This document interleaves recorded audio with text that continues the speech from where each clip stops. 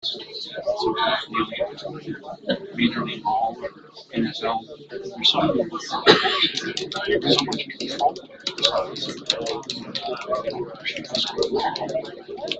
I can actually stand on the field. You know, that's why as the teams go,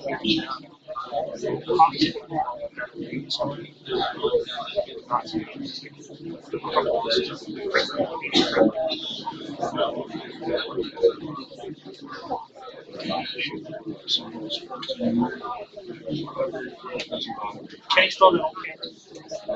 He's got more days. Oh, did you finally have one of those? Because he's for football. Oh, shit.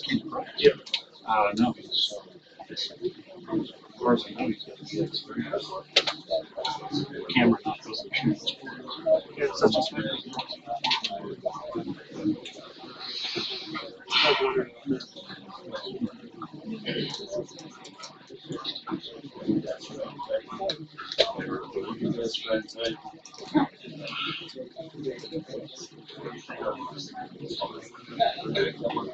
I'm looking for today.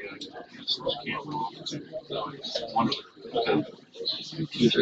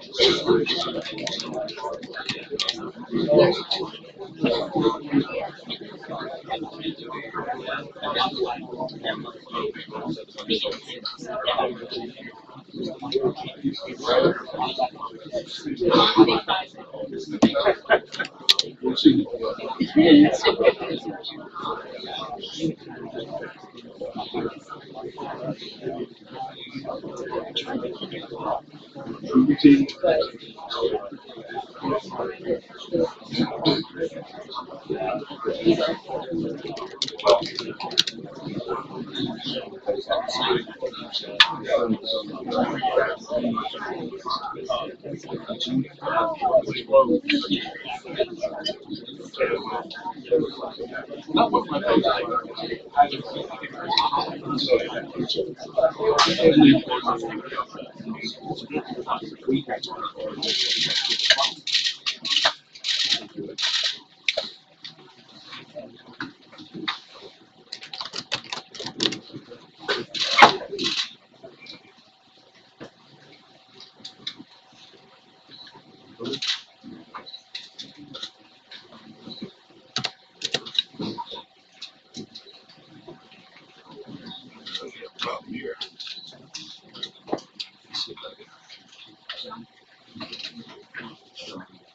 people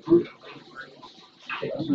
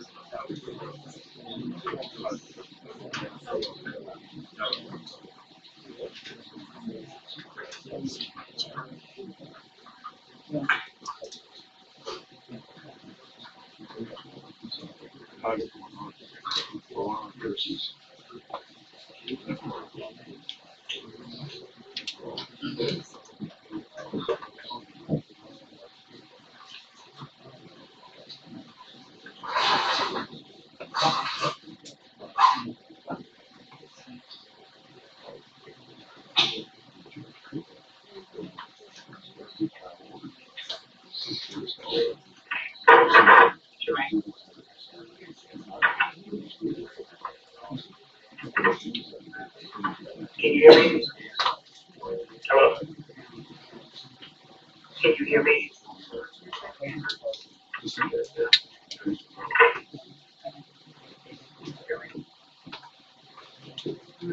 you hear me? Could you hear me?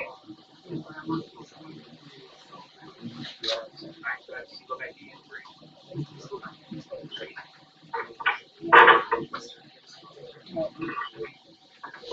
Okay, I'm back in three.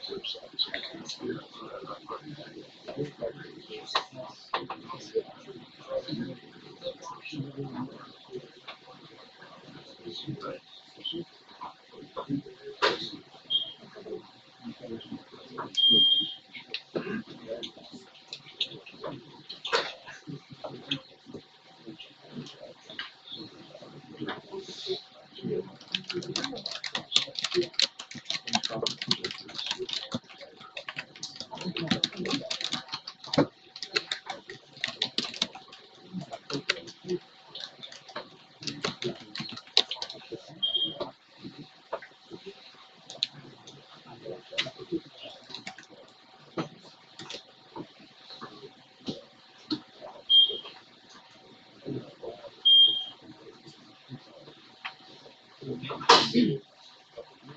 rise.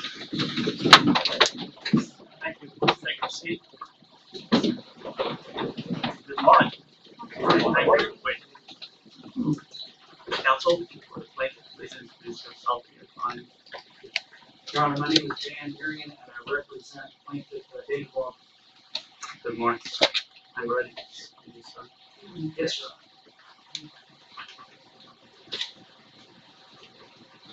May it please this very honorable court, last night, the court received a letter from Mr. Blanc, the attorney for the defendant.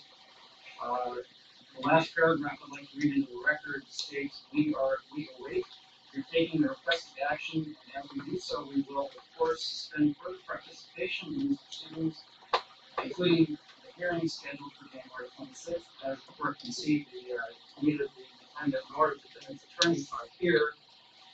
The Secretary of State responded with a letter to Mr. Jablonski last night stating that if they don't show up, it will be at their own peril. Your Honor, the plaintiff calls the plaintiff, Mr. David Walker. Please. Council, you have 30 minutes. Can I?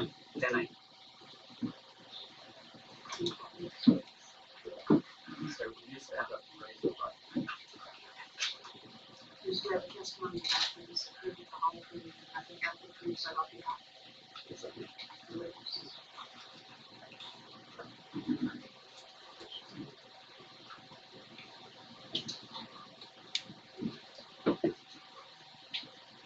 Sir, please state your name for the record. David Weldon Where do you live? in Powder Springs, Georgia, in Cobb County. Are you registered to vote in the state of Florida? Yes, I am. Showing the witness is the mark for identification plaintiff's one. Are you familiar with that document? Yes. What is it? It's the birth certificate that I downloaded from the White House.gov website. It's a birth certificate professed to be of Barack Hussein Obama II. And you see an item on line 8, I'm sorry, excuse me, on item 11. Can you read that?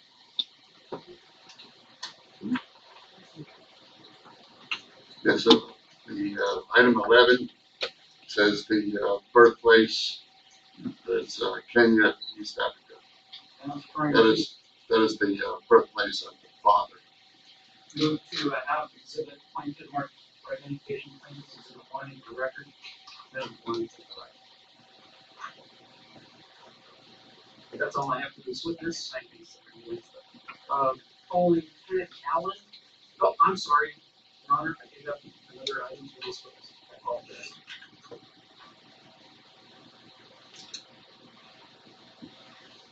Referring the witness to what has been marked for identification as exhibit 3.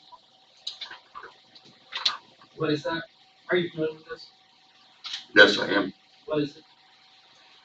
This is pages 214 and 215 of a book authored by Barack Obama entitled Dreams from My Father. Can you read the highlighted portions? Yes, the portions that I highlighted.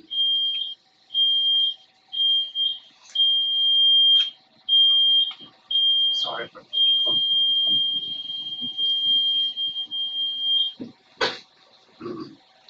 The portions that I highlighted, our first one is on page 214, where I just highlighted a couple lines to indicate the time frame within the book. And this was in 1966 or 67, according to Mr. Obama. The section on page 215, I highlighted with the purpose of illustrating some history of his father. And his father had been having trouble with obtaining employment up to this point.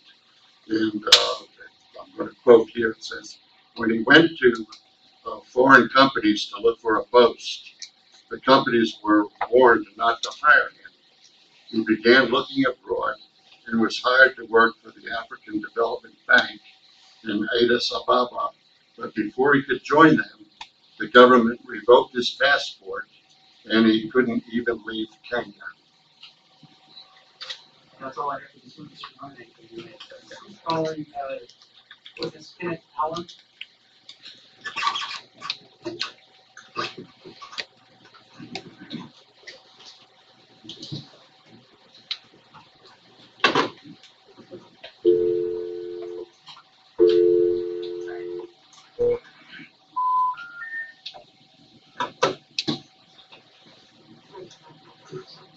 With testimony of that case, proof the whole case, nothing but nothing to that. Thank you. Referring the witness to what has been marked for identification as plaintiff's exhibit 2. And move that plaintiff's exhibit marked for identification as directly within the record. Are you familiar with the document that I just handed to you? I am. What is it? Well, it's from Immigration Naturalization Services, and it actually it's about Barack Obama Sr. And it was noticed as F1 student immigration status. And what is the date at the bottom of this document? June 27, 1962. There's a fourth number at the top of the document. Can you read that up?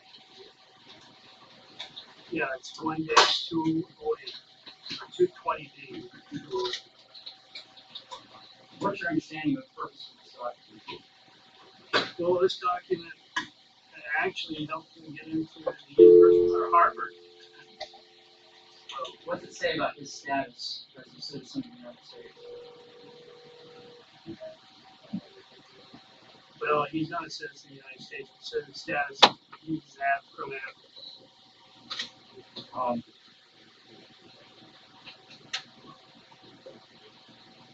How did you come to obtain this document? Through a Freedom of Information Act that I filed in February of 2011.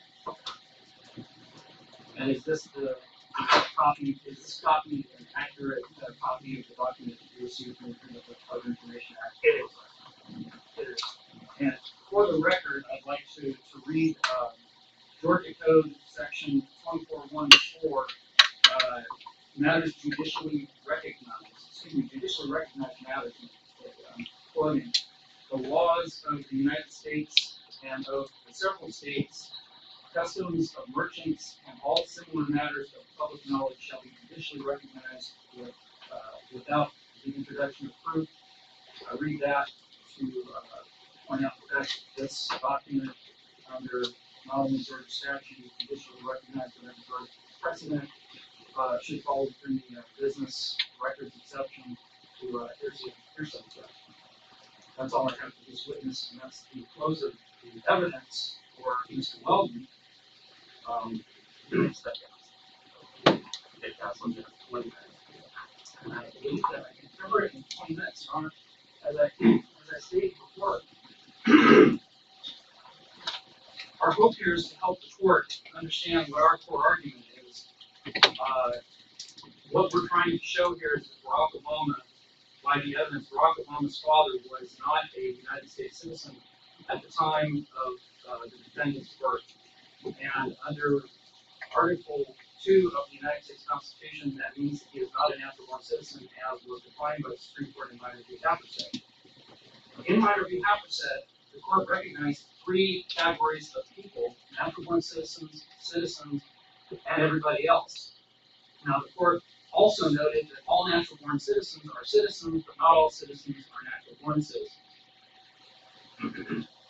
There are 3 paths to citizenship in the United States, all of them founded within the Constitution. The first one is Article 2 natural-born citizen, as defined by Minor Haverset. The second one is naturalized citizens, which is defined by Congress as they are authorized to do under Article 1. And then there's the 14th Amendment. Now, it should be noted that all naturalized citizens that are naturalized under Congress's authority under Article 1 cannot be natural-born citizens, specifically because Congress does not have the authority to alter the Constitution other than through the amendment process. So therefore, all of the statutes and laws, whether or not they purport to define the term natural-born citizen, do not, because they cannot alter Article 1. Now, the 14th Amendment is a separate issue, but it also does not include natural-born citizens for reasons that I'll get to in a moment. In order to get there, we first have to remind ourselves of the rules of construction were set forth by the early Supreme Court in Marbury versus Madison, and have been followed ever since by every court. The rules of construction that are applicable here are, first, under Marbury versus Madison, Chief Justice Marshall stated that no clause in the Constitution can be construed in a way by any court that would leave it without independent meaning.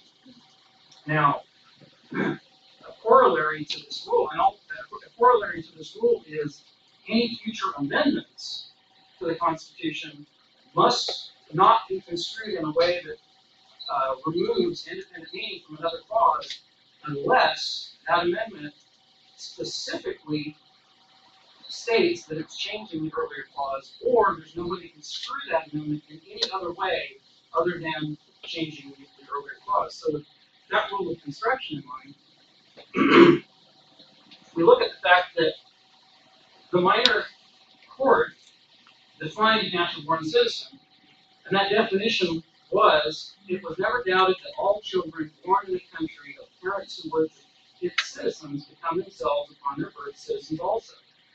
These were natives or natural-born citizens as distinguished from aliens or foreigners. So there's 2 elements to this definition. First, both parents have to be citizens at the time that the defendant was born, and the defendant had to have been born in the country. Now, a lot of people say that this is dicta, and that therefore the court doesn't have to follow it. It's persuasive, but it's simply dicta. That is absolutely incorrect. We will prove that beyond any doubt, starting by looking at the definitions of holding, dicta, and precedent. The definition from Black's Law of holding is a court's determination of a matter of law pivotal to its decision. Dicta is the opposite. A court's discussion of points or questions not raised by the record, or its suggestion of rules not applicable in the case of bar. Now, as precedent, a case becomes precedent only for such a general rule as is necessary to the actual decision reached. What I'm going to show is that the definition for minor was pivotal to the decision of that court, and is therefore holding of that court, and therefore precedent, which is binding in Supreme Court precedent, binding on every court in this country. The definition was what the minor court had to decide was whether or not Ms. Minor was allowed or had a right to vote under the 14th Amendment. However, it specifically stated that before it got to that part of the question, it first had to determine whether or not she was a citizen. Well, using the well-known doctrine of judicial restraint, the Supreme Court will not reach will not construe a constitutional clause if it does not have to answer the question presented. And in this case, Minor was born in the United States and had both parents were citizens at the time she was born. So therefore, what the court did was it defined a natural-born citizen, and then specifically said she's a natural-born citizen. Therefore, we don't have to determine whether or not she's a citizen under any other rule. It was pivotal that she was a natural-born citizen. The definition they came to was part of the holding and binding precedent. Now, there's other language in this paragraph that others point to as saying, well, there was doubts about this particular definition, even if it's precedent, because the paragraph goes on to say some authorities go further and include as citizens children born within the jurisdiction without reference to the citizenship of their parents.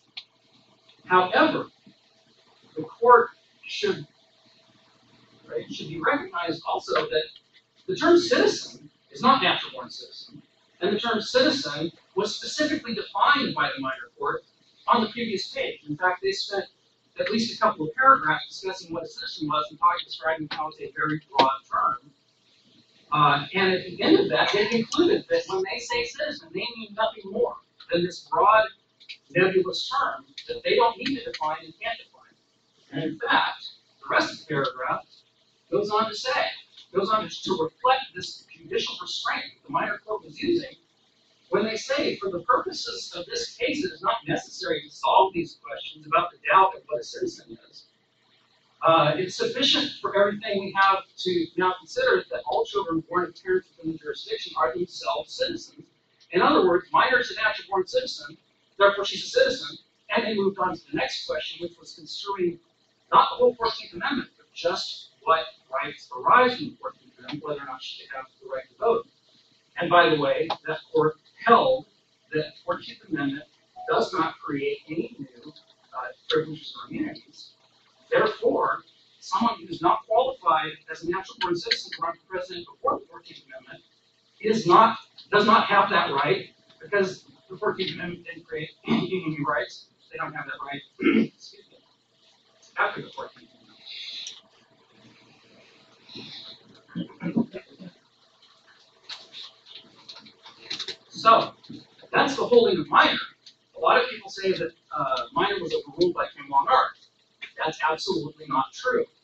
The holding of Kim Long-Art is right up here, and it's very limited. Lots of caveats, there's lots of conditions, but the point is that the minor court, the Kim Long-Art court was determining what the minor court had left behind. The minor court had said, we're not going to determine what a citizen is under the 14th Amendment, because we don't have to, because she's a natural born citizen. The Kim Long-Art court had that case because they had Kim Long-Art, whose parents weren't citizens when he was born, but he was born here, is he a citizen? They answered that question, and that's all they answered. Everything else that they answered, everything else that came in, anything that could possibly be construed to change the holding of minor, the definition of natural born citizen under minor, was dicta, and is therefore not binding, and certainly under the rules of construction cannot overrule an earlier holding. Dicta certainly cannot overrule holding. So the point here is, these cases don't conflict. They might look like they conflict if you read them, but if you look at the holding of Kim Long-Art and the holding of minor, they don't conflict. And when they clearly don't conflict, they certainly don't overrule each other. If anyone was to argue that the minor definition of natural born citizen is unclear as to whether or not it's required to have one parent or both parents, I would like it stated for the record that the minor court's definition of natural born citizen uses the term parents. Parent is the singular. If the court wanted to use parent, it could have used parent. If the court meant mother, it could have used mother. If it meant father, it could have used father. It used the term parents, and that has to be given again a rule of construction. It's plain meaning. Plain meaning here, both parents. So that argument doesn't apply.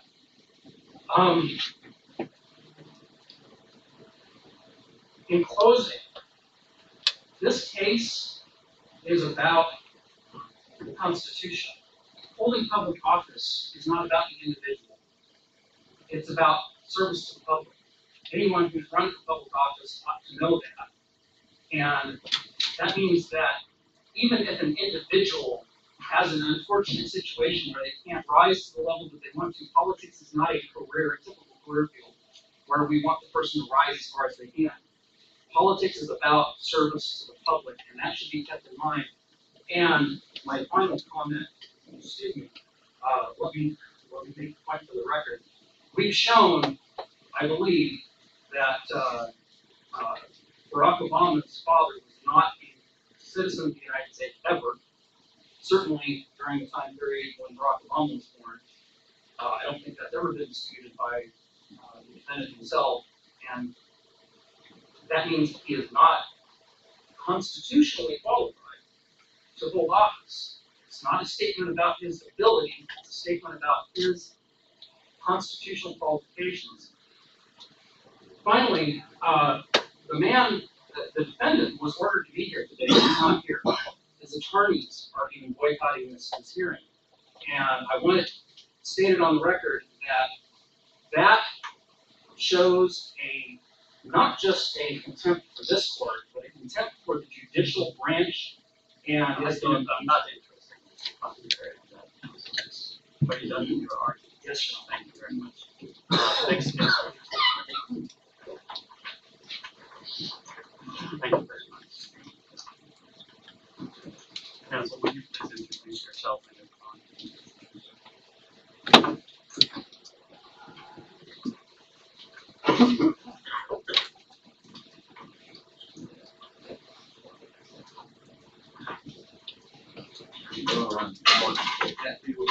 I am counsel for Paul Swenson and Kevin Powell for Libby, my co-counsel, and my brother Tommy is here with me as well.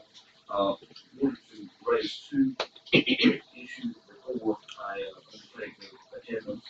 Your Honor, first of all, remind before we have a motion filed for determination of placing the voting proof in this case and which is pending. The other thing, Your Honor, is on January the 19th, I submitted to opposing counsel Michael Jablonski and filed with this court a notice to produce, which was directed to the defendant, Barack Obama, in this case. I note that Mr. Obama is not here today, nor is his counsel here today, and I would note that the court has authority under OCBA 50-13-13B to take appropriate steps to punish any contempt of this court, which results from the failure to appear and failure to produce the records and documents that have been submitted in this case, and we would commend that to the court. In that connection, I would like to, at this time, tender plaintiff's exhibit number 10, which is a copy of the White House schedule for today, January 26, 2012, which shows no current schedule for the president. Judge, I would tender that into the record. Okay. You want to mark it as exhibit 10? It's an appendix of the record. But I will Counsel, call, you have 20 minutes. yes, sir. Call Mr. Carl, please.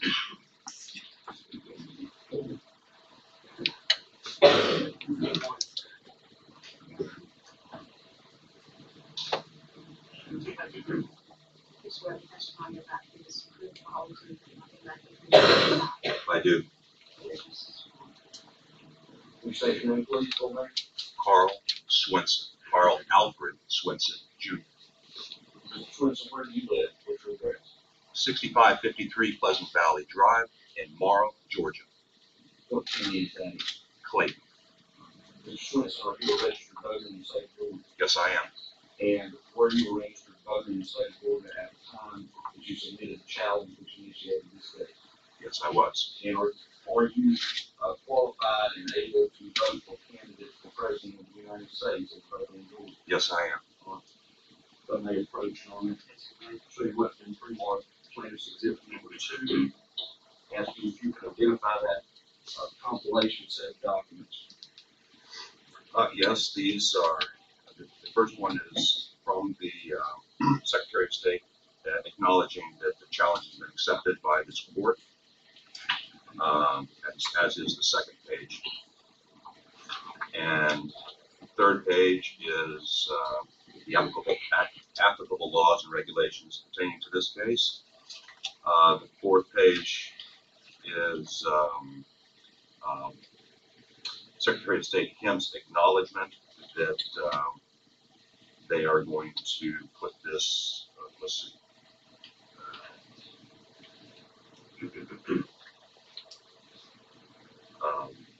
This is from the Democratic National Chair that notifies the Secretary of State that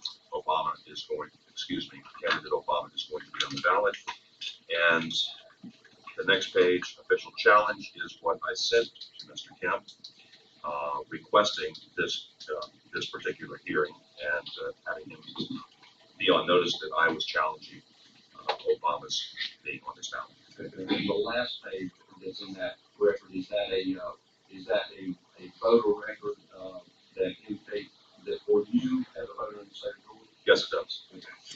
The challenge that computers within that document, within that set of documents, is that the challenge that you filed initiating this case with the Secretary of State's office? Yes, sir. Did you file that challenge within the time limit allowed by law for filing the challenge after the qualifying period is the presidential candidate? Yes, I did. Your Honor, with that, I would tender plaintiff's exhibit number 2 in that. Exhibit 2 is in the record. Mr. Swenson, you must have. Kevin Powell.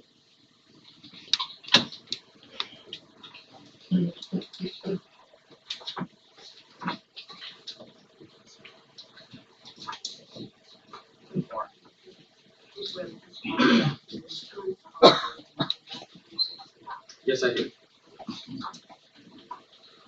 You say your full name for the record? Kevin Richard Powell, Powell, give us your address. 2633 Davenham Lane, Duluth, Georgia, 30096, What county do you live in? Gwinnett County. And are you a registered voter in the state of Georgia? Yes, sir. At the time that you initiated the challenge or filed the challenge to initiate this case, were you a registered voter in the state of Georgia? Yes, I was. And are you able as a registered voter in the state of Georgia to cast a ballot for president of the United States? Yes, I am. Well, I'll show you what's in pre-marked plaintiff's exhibit number 3. And ask you if you could identify that for me.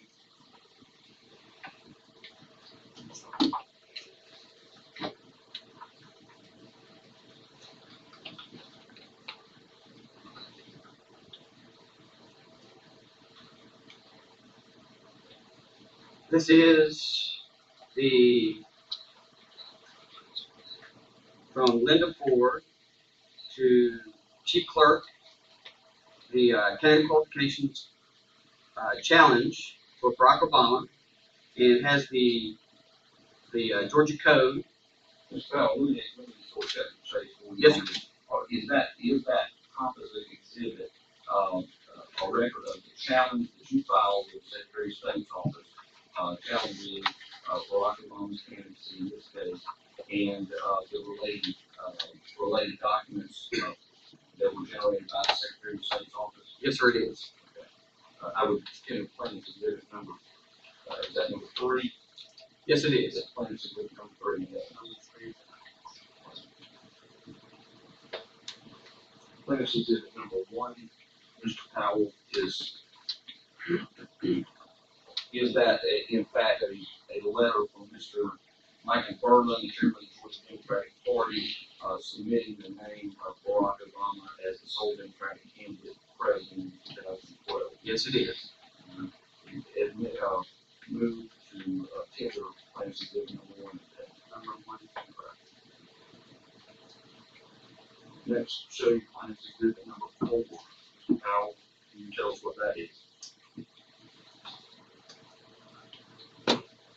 This is the divorce records for Stanley Ann Dunham and Barack Obama Sr.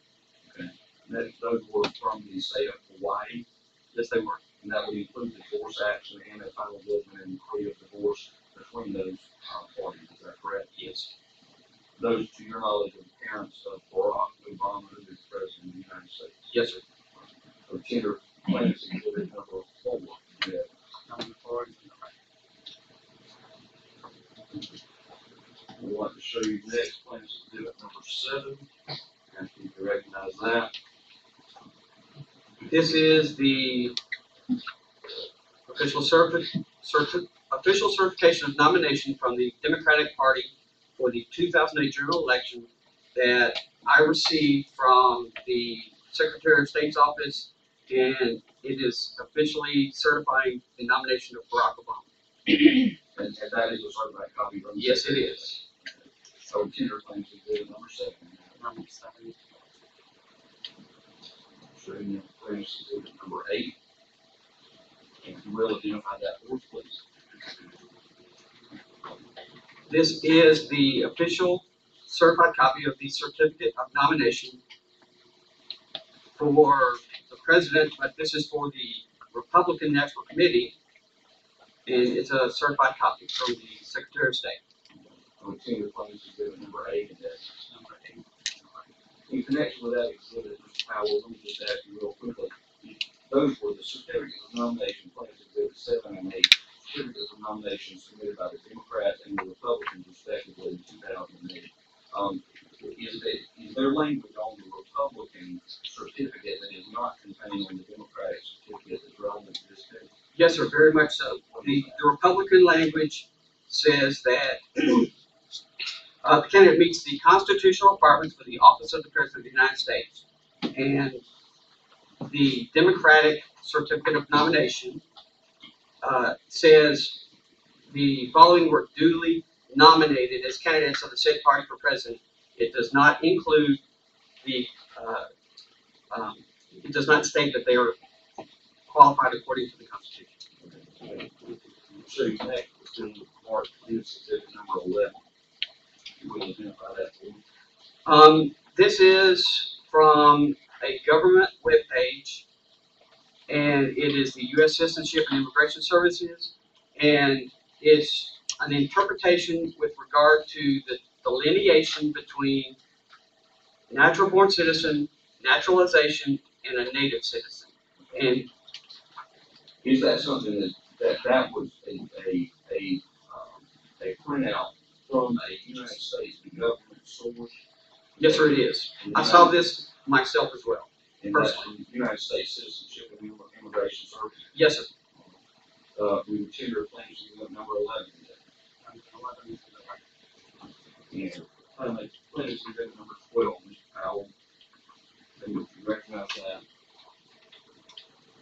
This is the letter from Obama's attorney, Michael Jablonski, to Brian Kemp with regard to these hearings. This was the letter that was sent and received yesterday. Yes, sir. Indicating that they did not want these proceedings to go forward and they did not want to participate. So tender claims exhibit number 12. 12 is the Powell, you can come down. We call Kenneth Allen.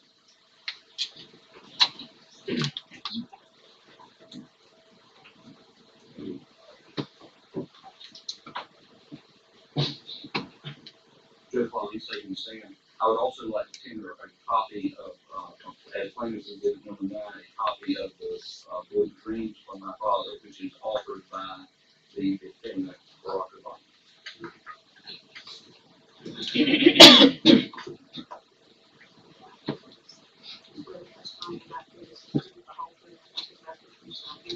I did. And Judge, that was remitted, is that correct? Yes. Will you give us your full name, please? Yes, Kenneth E. Allen. Mr. Allen, where do you live? I live in Tucson, Arizona. Okay. And Mr. Allen, back in February of 2011, did you submit a Freedom of Information Act request to the U.S. Citizenship and Immigration Service? I did. Okay. And I'm going to show you what's been marked plaintiff's exhibit number 6 for identification. Ask you if you can identify that for me. I can. What is that?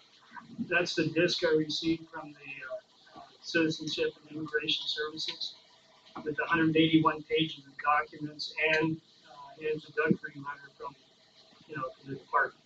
Okay. Do you have the original response that you received in that original disc with you here today? I do.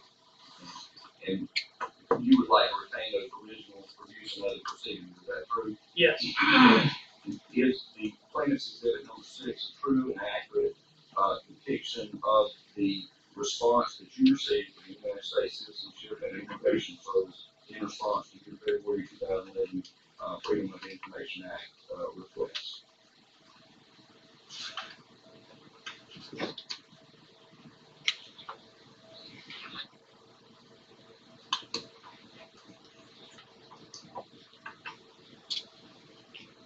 Yes, it's identical. And, Mr. Allen, if you will just tell us briefly, what was the substance and the general substance of the documentation that was being requested from the USCIS and that you received back? Well, the request was for any documents that related strictly to Barack Obama Senior.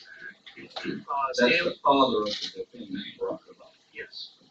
Stanley Ann Dunham, Santoro, Obama, which would be his mother, and Lolo Santoro, which would have been his stepmother. But I received this, and it was kind of split. You have Barack Obama Senior, and then some documents on Stanley Ann, and then we followed through with Lolo Santoro. Okay. Based on the response that you received from the Freedom of Information Act request, and it is contained in the documentation in place in Exhibit number 6, were you able to determine whether Barack Obama Senior was ever a citizen of the United States? Never, He was never. never a citizen.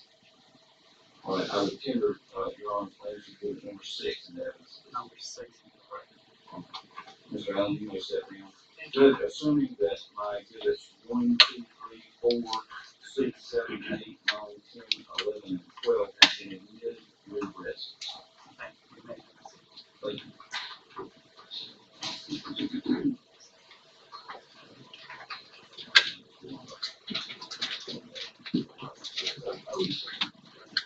Let's take a short break. Come back.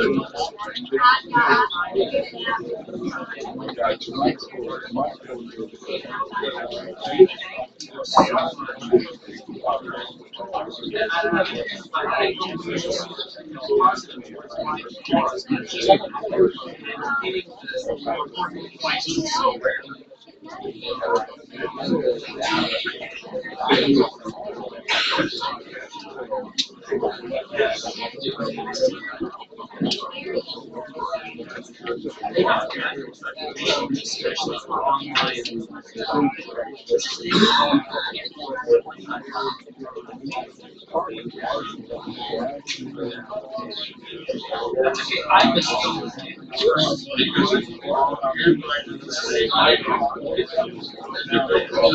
Scotty Harwood is a supporter from my wife.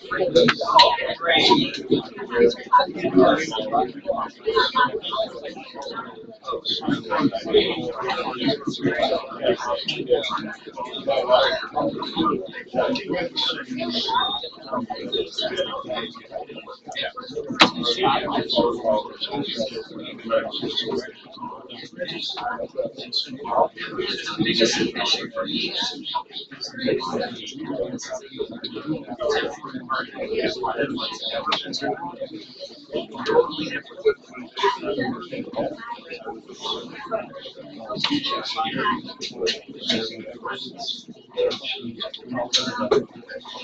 Yes. He's interested in this issue. This issue does like immigration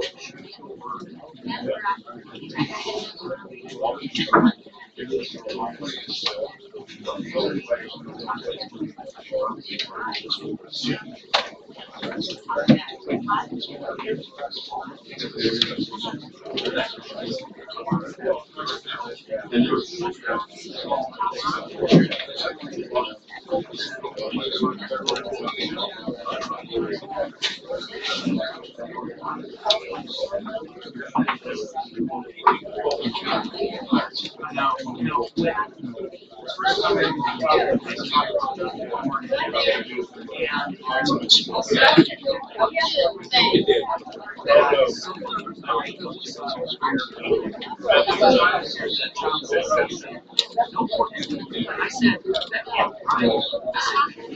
and then I read the case and I thought he's wrong. Another problem is it's that big. When I finally told him what he's been too excited.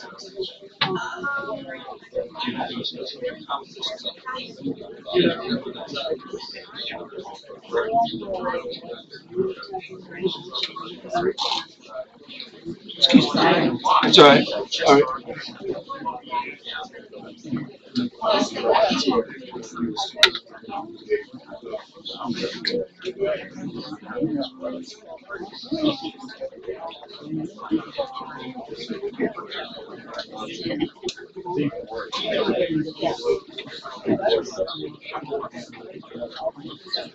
Do you have the same chances?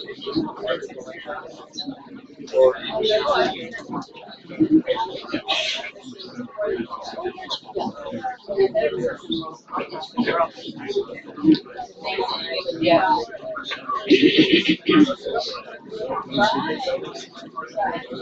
Let's go.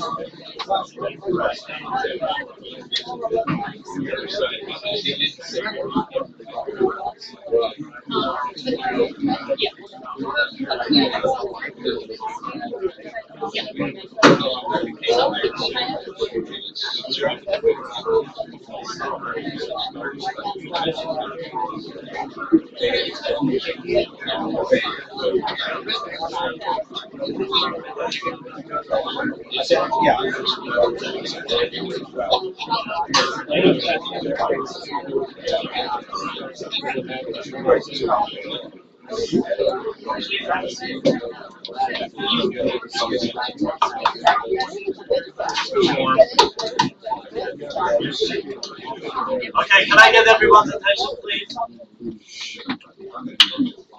1 second.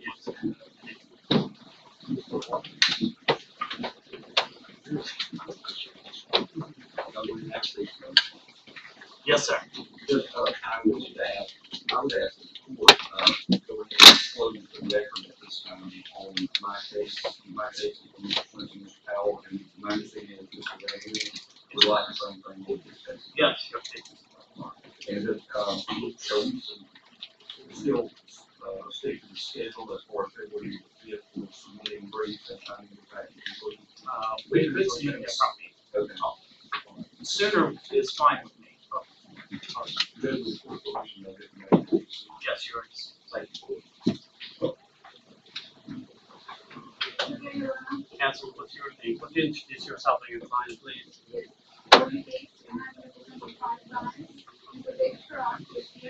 I'm sorry.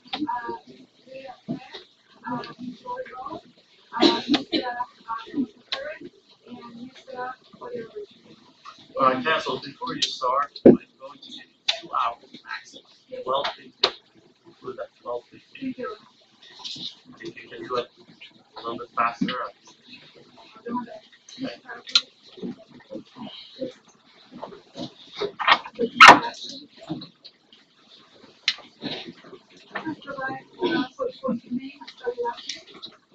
David Farrar, Farrar.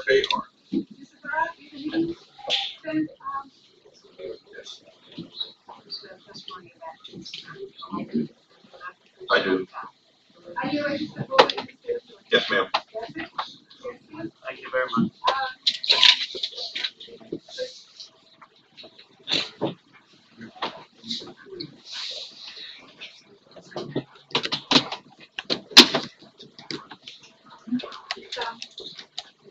Okay, Council, hold on. What is this? This is a clip from the news, just showing that when Mr. Obama resided in Indonesia, it shows a book of records from Indonesia showing his last name in the book of records listed as Soetoro and nationality Indonesian, not U.S. citizen. I don't need to see the video. That's all I need. That's it. Okay. Okay. Can we go back a little bit? Council, I don't think that's relevant. Okay, It should be closed. well, in order for one, first of all, in order for one to be on the ballot in the state of Georgia, it needs to be under a name that is legally. Okay, you can argue that to me, but I don't need to see the video. Okay, What's the next?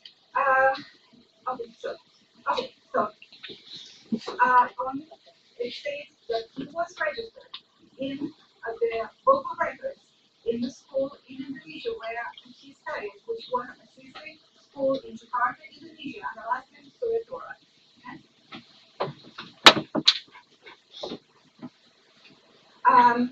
I will not go into detail. I will not go into detail into the issue of what natural born citizen is, because I have limited time. A prior council already stated this. Council, please address the court, not I the audience. I will be using the same precedent of Miami Haverset, and I will also state that since the Constitution was adopted, the legal genius that was commonly used by the framers of their Constitution was American Patel, a well-known. Council, are you arguing or are you It's going my to opening testify? statement. That's my opening statement. Please step up to the podium. American Patel, who was a well-known scholar and constitutionalist, and diplomat, stating that natural-born citizen, and it was the regime that existed at the time the Constitution was adopted, stating natural-born citizen is one born in the country, parents who are citizens of the country. First Justice of the Supreme Court of the United States, John Jay, well-known Washington letter, stated to George Washington, making the king that it was important for the chief to be a natural-born citizen, not to have a foreigner. Lastly, there was a question in regards to the 14th Amendment. And Shirley Lincoln, who was the framer of the 14th Amendment, in the discussions in Congress relating to the adoption of the 14th Amendment, specifically stated natural-born citizens is one who is born in the country, adherents who don't owe allegiance to other sovereignties. And you know, when Mr. Obama was forced, his father was a citizen, actually a British citizen, because in 1961, Kenya was part of. Council, let me stop you. Could you save your argument for the closing and let me hear from the witnesses? Please, your second witness, please. Okay, Mrs. Burke?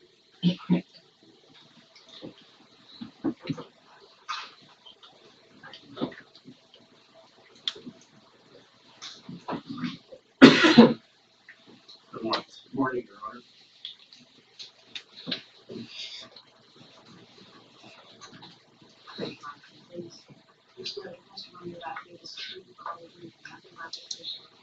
I do, the whole thing. Mr. Strunk, do you recognize this document? My name is Christopher Earl Strunk, and I'm from New York. I'd like to vote in Georgia, but it's not possible. I'm just asking, do you recognize this document? Yes, that is a portion of a letter which I received from the attorney for the Department of State, U.S. Department of State.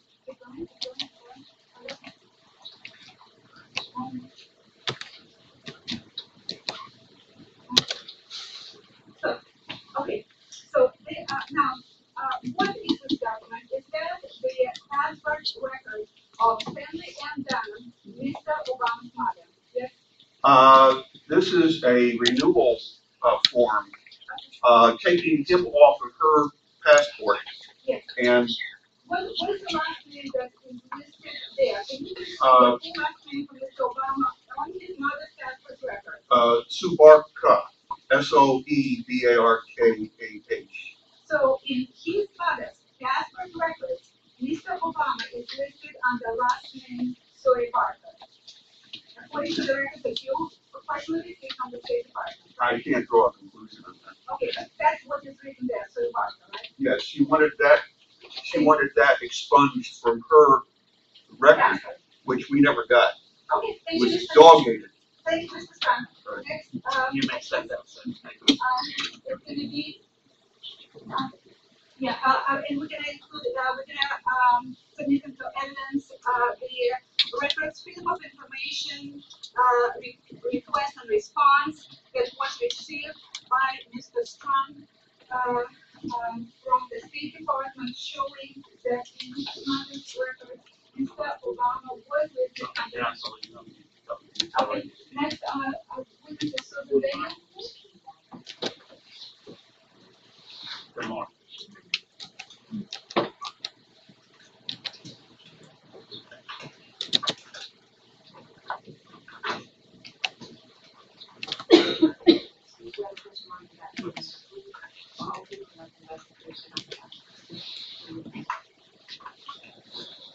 Would you like to state to the court what's your occupation? I'm a state licensed private investigator in Ohio How many years have you been a licensed investigator? since March of 1995. Did you testify in court? Yes. Did you also testify before grand juries as an investigator? Yes. What did you investigate the identification record for Mr. Obama? I was hired to look into his background, and the first thing I found was a social security number for him that was issued in the state of Connecticut between the years of 1977 and 79. And So, during that time, Mr. Obama would have been 15, 16 years old. Where did he reside? Did he reside in the state of Connecticut at the age of 15 or 16? no, Where did he reside? Hawaii. Now, And social security numbers are issued in the state that you live in when you apply for them. okay. So, what was your suspicion? What was your professional understand? What was your understanding as a professional investigator? What did it mean? I looked at thousands of social security numbers, and I immediately knew it was fraudulent. Thank you. Let's continue. Let's go higher. And I would like you to look at the next page. 1 second. Keep going. So, down, further down. So, okay, so this is, what was the number, the social security number actually that was used? 04268 or 425. Now, do the first 3 digits of social security number signify the state? Yes, So 042 is what state? it's Connecticut. 040 to 049 is Connecticut. This thing, I would like to point to those numbers at the bottom. Right. Dates of birth associated with social security number. And we see the first date of birth is 1890. And for Mr. Barack Obama, which means that if Mr. Barack Obama, or Mr. Barack Hussein Obama, was born in 1890, it would have been 100. Yeah, so are you testifying or are you asking a question? What would be his age? I can't figure, I don't have enough fingers. But I have never, in all the years I've worked, I've never seen anything like this. I've seen where, like, the bottom two numbers where the American style and the foreign style appear, but never a number like 1890. And I believe that the person that originally got the social security number was born in 1890. So what you are saying that it was a stolen social Answer security? or don't make a difference. I believe that. You can't answer. Pardon me? You cannot answer. Okay. What is your understanding? What does it mean? I believe from the beginning it was fraudulent. Yes. So, and then you see 8461 and 4861. What does that mean? That's just the two different styles of showing his birth certificate, or his birthday. He was actually born on August 4th, 1961. Now, did you also check Mr. Obama's phone records? First I ran the social security number to check addresses. And the same social security number came up with addresses for him in Massachusetts, in Illinois, and in Washington, D.C. And along with those records were a phone number, and it was always the same phone number. And occasionally the year where it showed his date of birth, it said 1890. I subsequently then checked the phone records for this phone number and found the same thing. It would show intermittently the birth date instead of August 4th, 1961, it said 1890. Did you check, did you double check the social security numbers that before and after this one? From what state were those social security numbers? I got copies from the Social Security Administration for the Social Security number ending in 24, which is the number immediately before his, and 29. And I got the actual records, including the handwritten application for the number, because both those people are deceased. And it showed that those were both issued in March 1977, when he would have been 15. So, it is your testimony that the social security number that Mr. Barack Obama is using is a number that was issued to somebody who resided in the state of Tennessee That's what I believe. in 1977. That's what I believe. Can you answer that? No. Thank you. Thank you, Ms. Daniels. At this point, I would like to introduce the evidence. We are placing exhibit number 2, affidavit of Ms. Susan Daniels, with the attached documents. My What first. witness point forward? The next witness.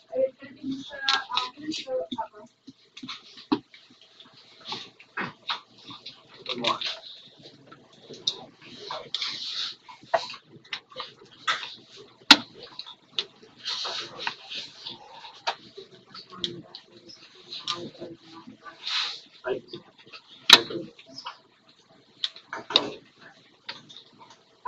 Mr. Papa, can you please explain to the court what is your education? Okay, first I'm an immigrant from the Philippines, and then I'm a naturalized born citizen of the United States. And then I studied information technology, having graduated from IDD Technical Institute in Indianapolis, Indiana. And then from there, we studied various software like Adobe software. Sir, would you just listen to the question and only answer? Okay. Next question. So your education is in information technology That's correct. from IDT. Mr. Papa, what kind of software do you usually use in your work?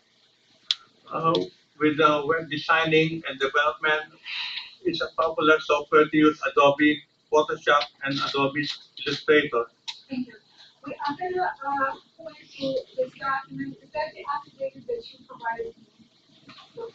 That's true. Yes. Now, was that the birth certificate that, or alleged copy of a birth certificate that Mr. Obama posted online. That's correct. Now, was it, okay, let's go to the next page. Okay, so, now, when Mr. Obama originally posted this birth certificate, it was in a PDF file, was it? That's correct, yeah. Was the file flattened, where all the layers of preparation of the file flattened together, or not? No, it was not flattened, it was open. So when you open this document in Adobe Illustrator, did you see one layer or did you see multiple layers? I saw multiple layers, at least 6 layers. Okay, so is that one of the layers? This is one of the bottom layer. Mr. Bob, I would like to point to the number at the top. We're seeing just one digit there.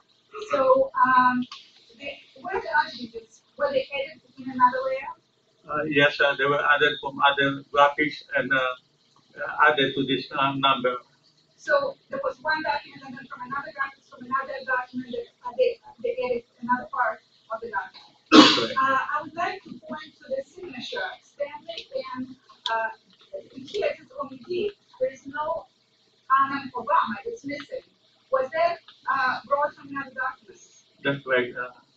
Now, it was on the internet, originally the document was posted with the web layers, and shortly thereafter, when people opened in Adobe Illustrator, there were no layers. What happened? Did somebody remove it and flatten the file and put it back, or what happened?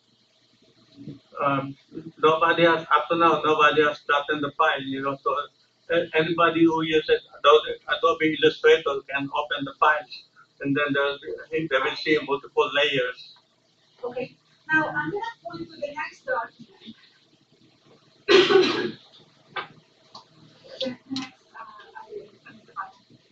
Now, did you also study the tax returns that Mr. Obama posted online in April of in 2010? Yes, I did. Was there the same problem of the file, PDF file not being flattened? No, it wasn't. Originally, it wasn't flattened, and anybody can open it, and then they will see at least 2 layers. Okay. And when you look at the layers, I pointed to the number here at the bottom that says 0.2684425. That wasn't one of the layers, right? That's correct. Is it the same number that Ms. Daniel specified to? That's correct, yes. Let's go to the next page. Okay. And here we see it's another page in tax returns with 0.42684425. The same social security number that Ms. Daniel specified to. That's correct. After a few days, was the file flattened? Yes, actually after a day, then it was flattened, so nobody could see the social security numbers anymore. Thank you very much, Mr. Papa. That would be all. I would like to introduce into evidence affidavits from submitted by Mr. Papa with regards to the birth certificate and social security number of Mr. Obama. So who's your next witness? Yes, Your Honor. I'm calling Ms. Linda Jordan.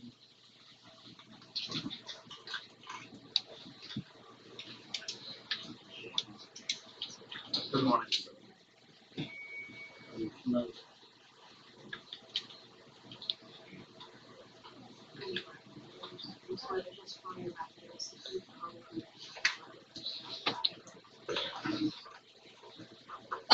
Ms. Jordan, do you recognize the affidavit that you provided for me? So,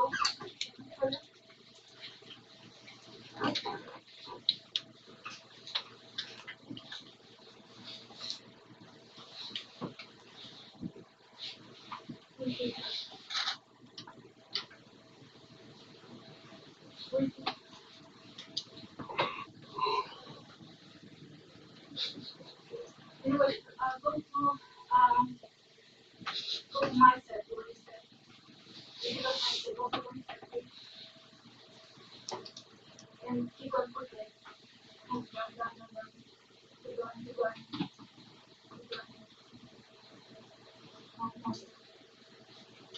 Yes, no. Okay, is that the document that was attached to your affidavit? Yes, one of them. Is that E-Verify for Mr. Obama? Yes. And is that the social security number that was on Mr. Obama's tax returns, 0426844425? Yes. What, keep going, higher? No, down a bit. No.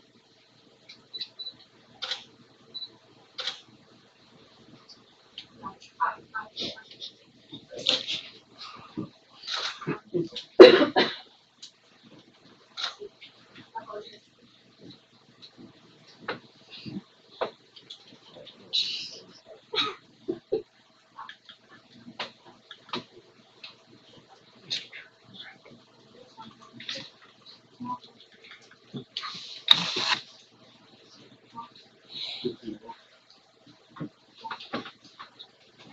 So, okay.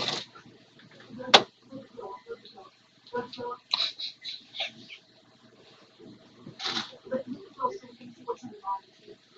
So, okay, what does it say here? The SSA record does not verify? SSA record does not verify other reason. SSA found a discrepancy in the record. So the social security number that Mr. Obama is using from early years, according to Ms. Daniels, and that's listed on his tax returns, does not verify under E-Verify. When I ran it on August 17th, 2011, it did not verify. It came back with this mark. Does not verify. Thank you very much, Ms. Jordan. At this point, I would like to introduce into evidence the affidavit of Ms. Jordan and the E-Verify statement showing that the social security number that Mr. Obama is using does not verify under E-Verify. Who's your next witness? Next witness is going to be Mr. Douglas Watt. Good morning, sir.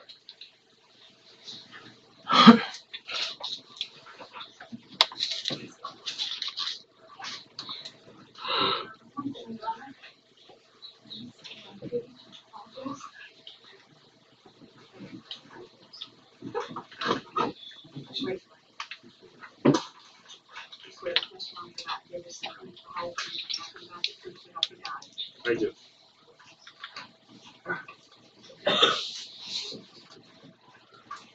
Douglas Vogt. V-O-G-T.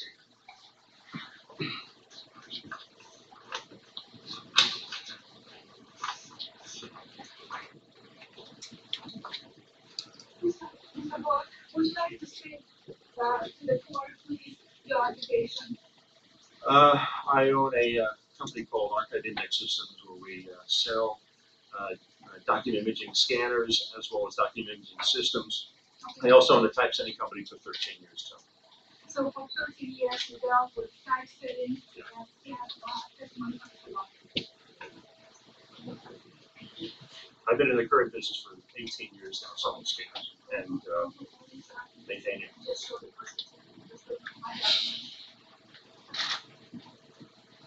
Did you examine the alleged copy of a birth certificate which was posted online by Mr. Obama? Yes, I did. I would like to know if there were points going that you found to be suspicious. Was anything that you found to be suspicious? And I would like first to ask you whether there was howling on this document. Yes, the hailing we're referring to is around all the type and lines. It's a white line. First, we didn't quite know what it was till we finally actually replicated the form and actually redid the thing and figured out how the forger did it. The hailing was caused by it's a subroutine in Photoshop called unsharp mask. Now, you have to understand, if if a document like this has any evidence of computer manipulation, it's a fraud. Since my experience in selling document imaging and actually writing those kind of programs, this is what the Department of Health should have done, or what they supposedly have done. They had these original forms. There was a federal law that was passed in 2005 that required them to scan all the documents. So, because we have very limited time, because we haven't done, so what I now, now, normally, if you just take the document, put it in a scanner, would you see how we? No, none whatsoever. If you use multiple documents and multiple layers and masking, will you see it coloring them? Yeah, if they use unsharp mask, Okay. you did. Next point. When we are looking at on the left side of the document, we see sloping. Now, if the Further document, page. if the document was just scanned, was put in the scanner, would you see all of the lines sloping, or would you see some of the lines going straight? I'll explain. They said in their own testimony that these documents were in books, the originals. So this was actually scanned on a flatbed scanner, 11 by 17. We've actually replicated the same thing. And so the parallax, or that curvature, would appear. You'll notice the lines on the bottom are not bent, but the ones on the top are. That's why. But it would be normal if it was scanned from above. Mr. Wood, I'm asking, when there is sloping, we understand that you take a book, you take a picture, you see sloping. But when you have sloping of the line, would you also see each line to be sloping similarly? Would you see that? From a scanner, yes, replicably no. Was that something that you saw in Mr. Obama's birth certificate or not? Yeah, yes, on how they copied it, yes. But where there are lines that run straight? Because I have to explain how a scanner works, so we don't want to. No, don't have time. Yeah. Basically, that's normal. We replicated the same thing here. Mr. Walker, I'm asking you, if you have sloping, if you just go to the scanner and the lines are sloping, would you see all the lines sloping similarly? No, if it was on a flatbed, it was just a piece of paper by itself, no. Okay, let's go to the next point. When you look,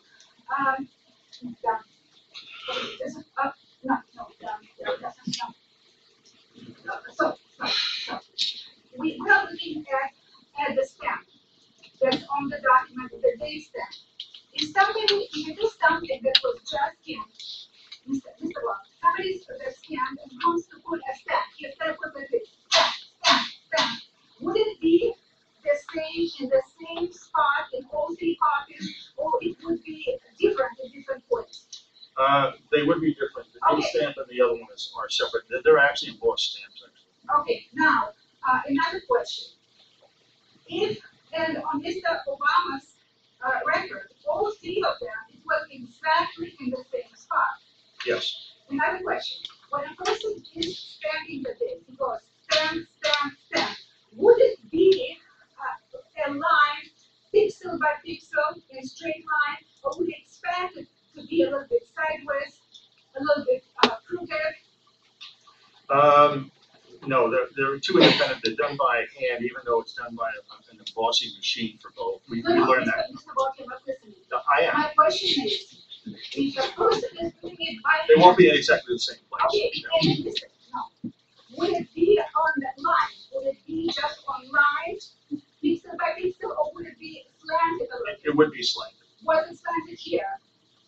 No, they're perfectly straight. So it looks different from what you would expect when something coming from the machine, right? Next, in regards to the stamp, would you expect, if it's something Mr. Obama stated that it was just prepared and sent to him, his attorney brought it right away. So if it's something that came straight from the machine, and they put embossed seal, would you expect to see a very clear embossed seal on that document? Yes, you would. Do you see it here? No, it's a latent image. You have to highlight over by. I can show you. Okay. Right about here. But it's hard to see. Oh, yeah. Next, Would you, now this is supposed to be a copy of a document created in 1961, which was created on a typewriter. On a typewriter, when you type letter by letter by letter, you don't see letters encroaching on the space. Yeah, so is that the question or? Question, which is, I'm just explaining, What's the aberrations in the typewriter stuff? the question is, would you expect coding or encroachment of one letter going to space of the other letter on a typewritten document? No, typewriters basically are either 12 characters to an inch and they all fit in a specific box, 6 Okay. points wide. What about this document? Did you see coding here? Yes, we did. I have examples of it here, but I can't show it. Yeah, so you would not expect coding. There was a T and a Y that were recurring, a couple other letters Okay, also. doesn't matter which letter. So you saw coding here. Next, The letter spacing was off too, and the line spacing too. what about, did you check, higher in terms of their, number? The number ends with 641. Did you check, the numbers, was that sequential? No, it was hard finding the law, but both there was a Model States Vital Statistics Act and the U.S. Department of Health and Education, as well as the Social Security system, that both say in the federal regs that all birth certificate numbers have to be sequential, and they start from 0 or 1 at January 1 at 12:01 a.m. and they have to be sequential. And in fact, in the Social Security system. Okay, so I just asked what sequential. Yeah. That would be it. Thank you very much, Mr. Bob. And at this point, Your last witness? is Mr. Sampson.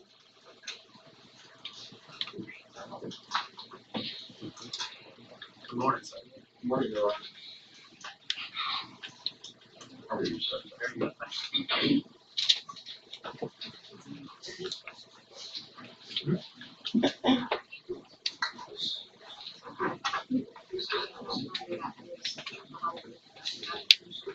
I do, so help me God. Okay, Mr. Sampson, can you please state to report what is your education, or what is your professional experience? Okay.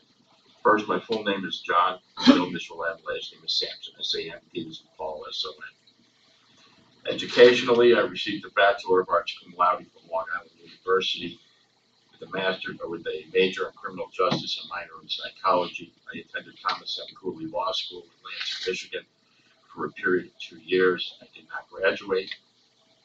And where did you work?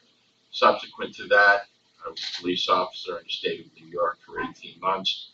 Subsequent to that, I was hired by the U.S. Immigration and Naturalization Service. Began my career at John F. Kennedy Airport in 1981 in June as an immigration inspector. I received on-the-job training and classroom instruction at Kennedy Airport. My instructor was the intelligence officer for the airport, and we specialized in fraudulent documents and immigration fraud. I subsequently went into the enforcement branch of immigration 2.5 years later, and ultimately became the senior deportation officer, where I remained in New York, then to New Jersey, back to New York. In 1985, I moved to Colorado and I retired for U.S. Immigration and Customs Enforcement, Department of Homeland Security, which was a successor agency to INS in August of 2008. Mr. Sampson, did you testify in court as an expert on immigration and deportation? I testified before federal grand juries and administrative law judges in deportation. I'm sorry. No, and because we have so little time, I just want to move on. So you have extensive experience as a senior deportation officer. When is the first time we discussed the Mr. Obama's records? November of 2009, after I retired, I formed my own consulting firm and have been self-employed since January 2009 to this day. Is that the affidavit that you provided me? Yes, it is. And is that an affidavit in regards to the social security number of Mr. Obama? It's the affidavit of the number that he is using. What did you find in your professional experience and what did you find in regards to his social security number? When I ran the social security number through Locate Plus, which is a commercial database that's used by private investigators and law enforcement personnel and attorneys, the only person who was associated and affiliated with 042684425 was Mr. Barack Hussein Obama. It gave me a list of his addresses, driver's license information, other background information, possible relatives, etc. It also indicated that the Social Security number was issued in 1977 to a person residing in the state of Connecticut at the time that that number was assigned. Was Mr. Obama, did Mr. Obama ever reside in the state of Connecticut? Not to my knowledge, no. All the information and data that I have is specifically in that period of time he was residing with his maternal grandparents, Stanley Armour Dunham and Madeline Payne Dunham, in Hawaii. Did you also review the birth certificate, the alleged copy of a birth certificate that Mr. Obama posted online? I've seen it and I have a copy of it, yes. Was there anything suspicious about this birth certificate? There are three issues of concern as far as I can tell. Number one, the serial number that's in the upper right-hand corner is out of sequence, and when compared to two other birth certificates issued to two twins that were born the day after Mr. Obama was born, and whose certificates were issued 3 days after his was supposedly issued, their serial numbers are lower, although you would expect them to be higher given the fact that they were subsequent to his. The second thing is that the certification paragraph that's contained in their birth certificates is somewhat different than the certification paragraph that is contained in the Obama birth certificate. And last but not least, the name of the local registrar for the Obama birth certificate is different than the one on the Nordyke twins. And you would think that given the fact that they were born within 24 hours of each other, the local registrar would have been the same given the fact that they were born in the same medical facility at the same location. Mr. Sampson, so what was your suspicion when you studied the social security number and the birth certificate of Mr. Obama, in your professional opinion? In my opinion, I believe that there's credible evidence to warrant further investigation in the issuance of court orders requesting the unsealing of records in Hawaii, as well as the release of records from the Social Security Administration as to who the owner of 042684425 is. Mr. Sampson, Kim Allen testified to the fact that he received immigration records of Mr. Lawrence Arturo, Mr. Obama's stepfather. Those were made public. Did you study those immigration records? I have a copy of them and I have looked at them, yes. Was there any redacting in those records? My understanding, reading the letter, the transmittal letter that was accompanying the document, the A file, what is called the alien file, or the A file, that was sent to Mr. Allen, was that they redacted a portion of some of the documents. I believe 6 of them were redacted, and there were 7 pages that were withheld in their entirety due to Privacy Act concerns. Mr. Sampson, are there usually reductions in the records of deceased individuals? No. So, let's see, who could have been on the immigration records of Lola Soetoro, who is not deceased today? Is Mr. Soetoro deceased? Mr. Soetoro is deceased, Ms. Dunham is deceased, grandparents are deceased, Mr. Barack Obama Sr. is deceased.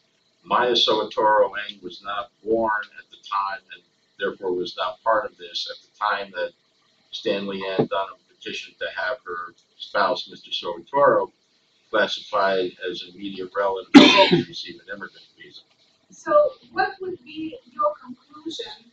Who could have been listed on Mr. Soetoro's immigration records, which was the reason for reduction?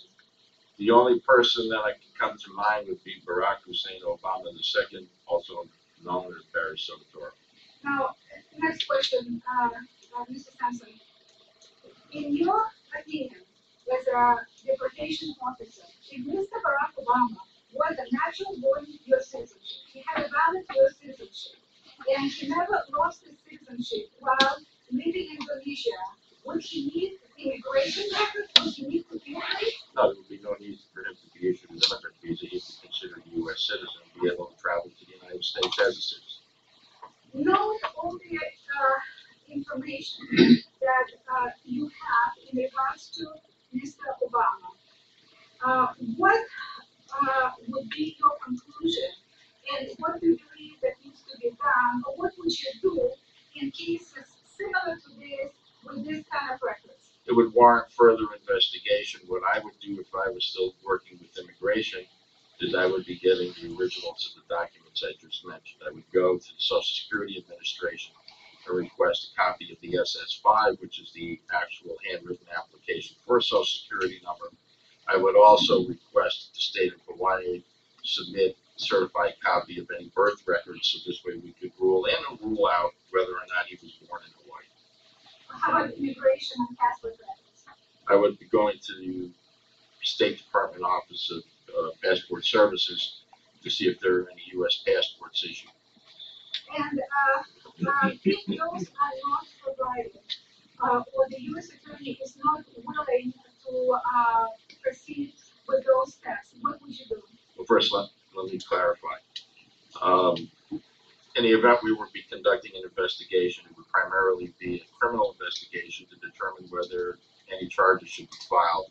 And the way the procedure works in the federal system is that you would do a report submitted to the United States Attorney's Criminal Division so that they could review it and determine whether or not they would accept it for prosecution. Assuming that they declined it, the alternative would be if there was evidence to suggest that the individual in question was not a citizen of the United States and in fact had falsely claimed to be a U.S. citizen, that person could be placed in deportation proceedings because falsely claiming to be a U.S. citizen is a separate and entirely standalone charge for deportation purposes. Would it be sufficient for warrant for this person's arrest? So that would be how you would commence a removal proceeding. You would request a administrative arrest warrant signed by the field office director, notice to appear in removal proceedings, and a custody determination to determine whether or not the individual would be held in custody, released under recognizance, or some other alternative to detention, such as electronic ankle monitoring or something like that. So, just to clarify,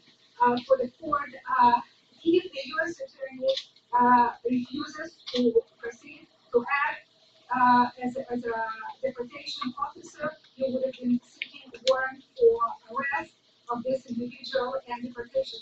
I would be seeking a warrant of arrest and an issuance of a notice to appear on any individual who made a false claim to United States citizenship and who was not clearly a citizen or was clearly admitted for permanent residence.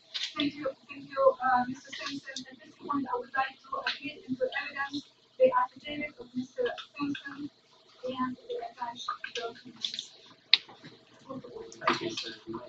Thank you, Your Honor. Counsel, I'm ready to hear your closing remarks. Yes, Your Honor, I'm just going to give Mr. Simpson's affidavit.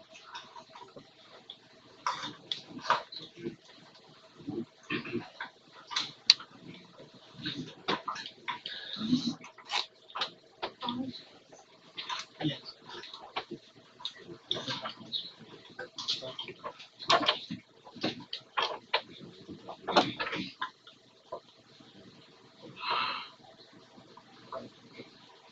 So, what do we have in this case? We have records from Mr. Obama from Indonesia, where he went to school and went under the last name Suryapura, nationality Indonesian.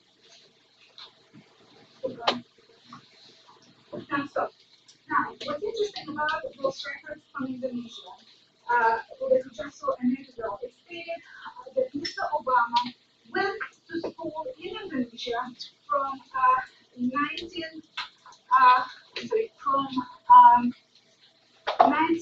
January 1st, 1968. And here's another picture And this is a well-known picture, was published in multiple papers of Mr. Smiling Mr. Obama with his friend, and it states 1969, third grade, and it's a picture from Hawaii. So we have two records.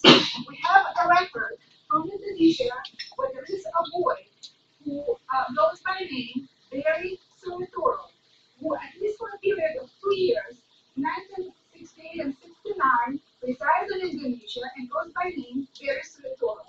We have another boy who during the same time, 1968 and 69, resides in Hawaii and goes by name Barry Obama. And we have no idea which boy came back to his country. Keep going. Next document. So this is Mr. Obama's application to become. Yes. Let me interrupt you. Are you testifying? I can actually testify. No, you don't have to. I asked you to close an argument. No, wait. Actually, since I was the one What personal knowledge do you have? I personally obtained those documents. Okay. And no, hold on. That's not personal knowledge. I have, this is the official law registration that was, that is available online. I personally downloaded it from online records of the Illinois bar. And that's Mr. Obama's registration as an attorney in the state of Illinois. And I would like to testify under oath. It's actually not only this, but other characters. Since I was the one who did most of the research, I will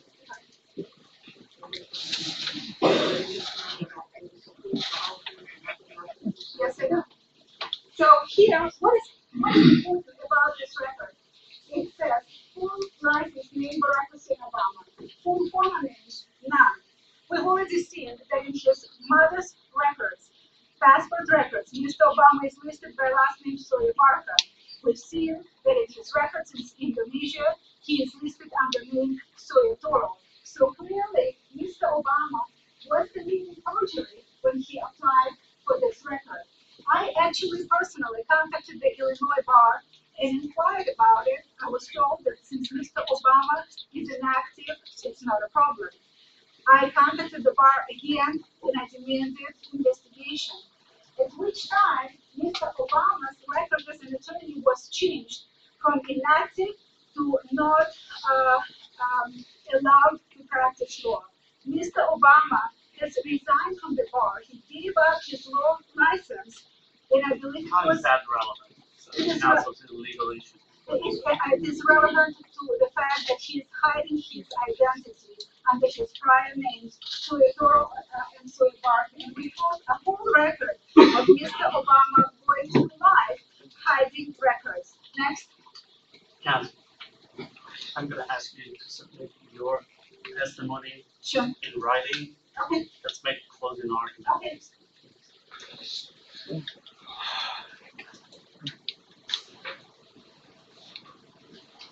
Your Honor, U.S. citizens have cherished constitutional rights. Their First Amendment right to free speech. Voting is a political speech that is extremely important. Our democracy rests on this. Women fought for years in suffrage movement for this right to be able to vote. Minorities right here in the South fought for their rights. My clients are fighting for their right to vote for a person who is legitimate. They are fighting for their right to participate in lawful elections that are free from fraud and forgery. The plaintiffs have shown, and the witnesses that testified here have shown that not only is there a constitutional problem in that with Mr. Obama's eligibility that his father was not a U.S. citizen, but we have clear evidence of fraud and forgery in Mr. Obama's birth certificate, his social security number, and since those are primary documents, and all the other documents that were issued based on those too. We also presented evidence showing that Mr. Obama used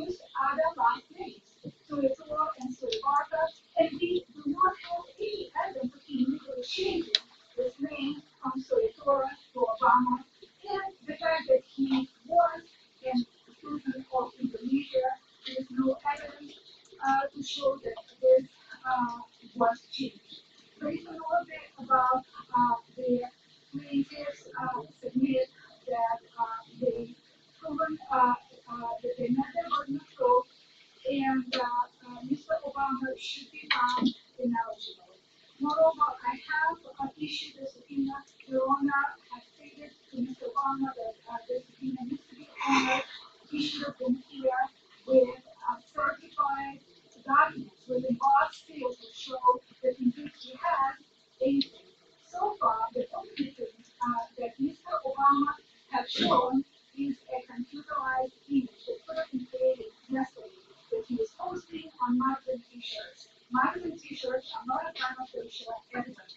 Not one single judge in the country has found that Mr. Obama is legitimate for presidency. All the cases, we call it in the media, fraudulent statements that came from Mr. Obama's attorney, Mr. Jablonski, that the issue was litigated, it was proven he is eligible. That's fraud. It was never litigated on the merits. Not one judge stated that Mr. Obama has a valid birth certificate. Not one judge stated that he has a valid social security number. Not one judge found that Obama is legally his name, or that person sitting in the White House implicated Barack Obama.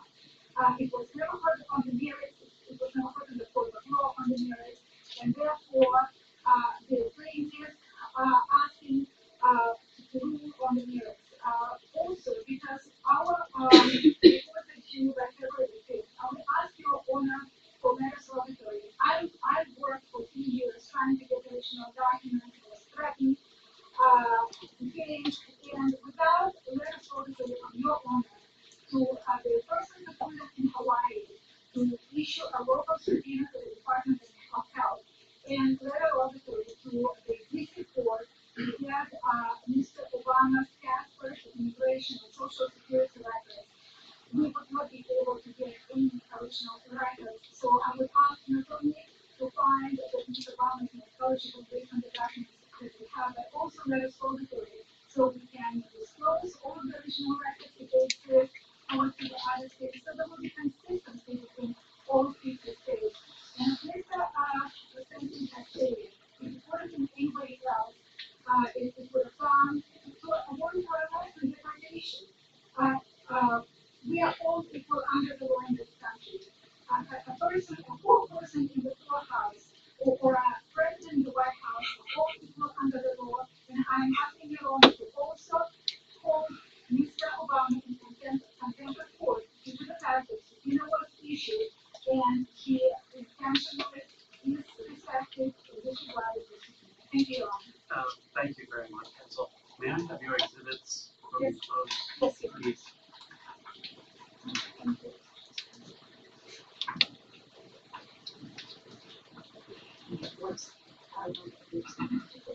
Man, in case man have the exhibits. Make sure.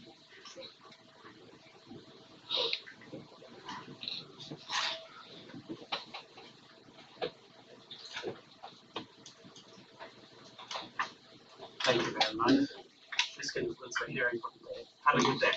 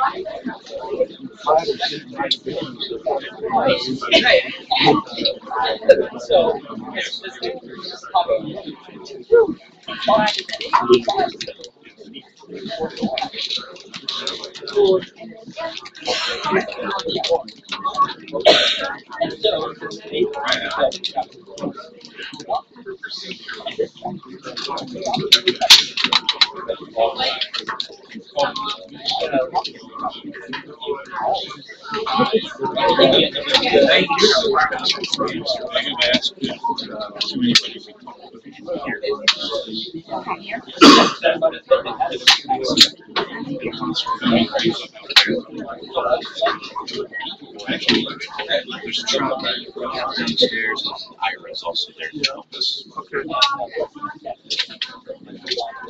Are you gonna shoot sound, or if there's sound to shoot?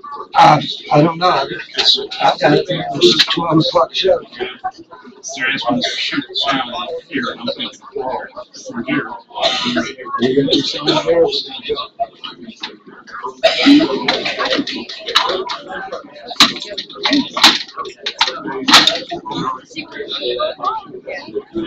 Let me. I don't know. I mean, I think the audience really that's left. The rest of it is critical.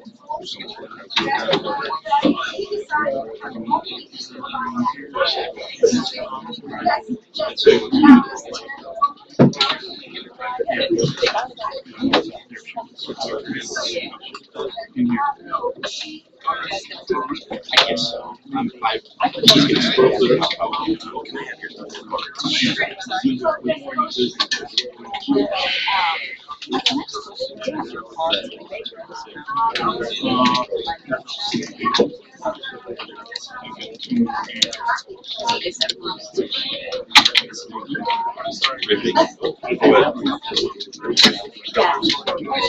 It all worked out.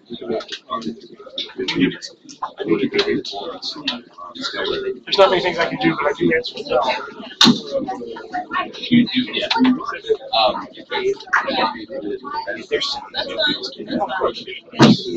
Basically, it's exactly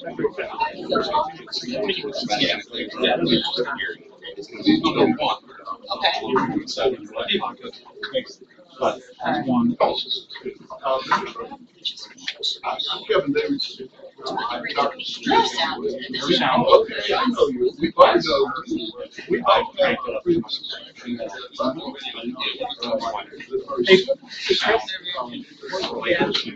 All the audio first.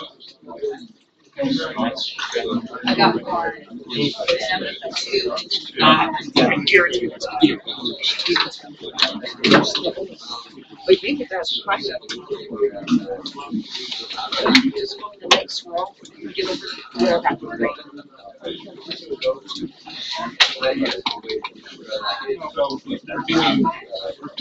Okay, I mean, I'm just saying you haven't gotten. Helen, how do you like my purse? You like the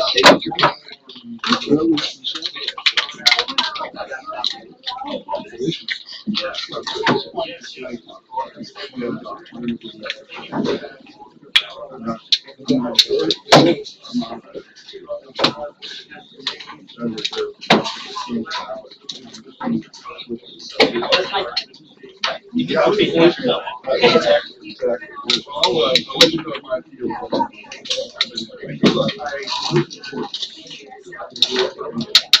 I know it's on your history, but.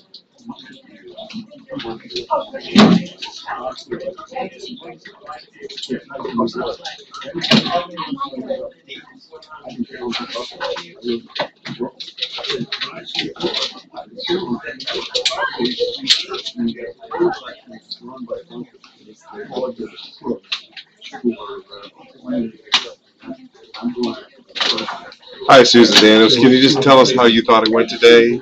I thought it went very well. Obviously, each of us brings something different to this hearing. And when you put it all together, it becomes very compelling. Well, good to meet you. We don't agree,